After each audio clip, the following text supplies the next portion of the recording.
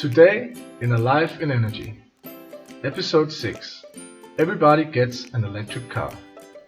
Here are Anton and Hilda. They met while studying energy technology, and they really care about the environment. But they also like each other a lot, so in the year of 2000, a stork brought them a little girl. Anton and Hilda were ecstatic and decided to name her Sophie. In the same year, most of the Danish power was produced with fossil fuels, with small exceptions like wind power. The power production facilities were mainly centralized, and the distance to the consumer was far. In 2010, Sophie's parents bought a house and made sure that it was energy efficient and used very little power. Sophie helped her dad by changing all the light bulbs to LED. In the same year, the Great Belt Power Link was opened and the two Danish power grids became one. A greater focus on renewable energy made it viable to create the connection between EK1 and EK2. The year is 2017, and Sophie's parents are doing financially well because they studied energy technology. So, for her 17th birthday, they have decided to give her a car. In the same year, the Danish power production has changed a lot since Sophie was brought to her parents by a stork. Wind power accounts for a lot more of the power produced. There are more decentralized power production facilities, and the centralized facilities produce less power and use more renewable energy sources. Just like her parents, Sophie is very aware of the environment and is therefore considering to buy an electric car. This made her think, what if everybody had an electric car? Which consequences could it have on the Danish power consumption?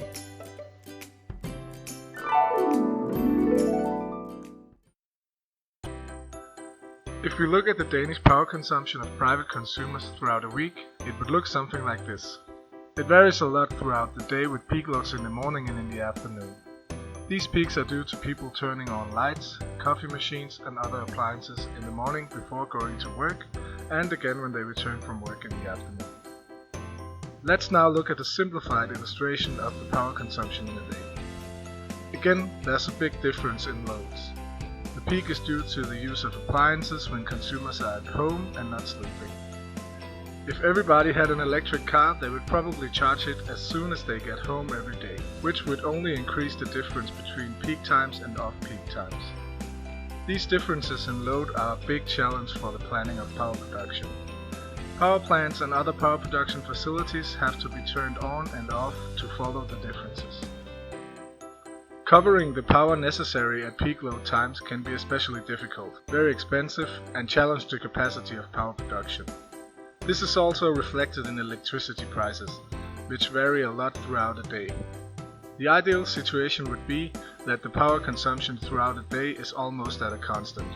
This would make it a lot easier to plan the power production and could even out the prices of electricity throughout the day. But how can this be done? One way would of course be using less power in general. This is called peak shaving and would ensure a smaller peak load than now. But there will still be a difference in load throughout the day, and in this scenario everybody still has to charge the electric car. Instead, we will focus on load shifting. Load shifting is, as it says, a process in which we try to shift load from peak hours to off-peak hours. Looking at private consumers and electric cars, the objective is to make them charge their cars in off-peak hours. How can this be done? The best solution would be to integrate some kind of smart grid solution to the home of private consumers. This could be an application on your phone which controls the charging of the car. The car owner plugs the car in and decides with the app if he needs the car to be charged right away or just at some point before the next day, and preferably while electricity prices are low. This smart grid solution can of course be applied not only to the recharging of cars but also to control other appliances that don't need to run while the consumer is at home and awake. This way we could both save money for the private consumers and shift the load from peak to off-peak hours. Sophie was happy with her choice of getting an electric car and is now on her way to new adventures in the town of Odense, where she will study energy technology.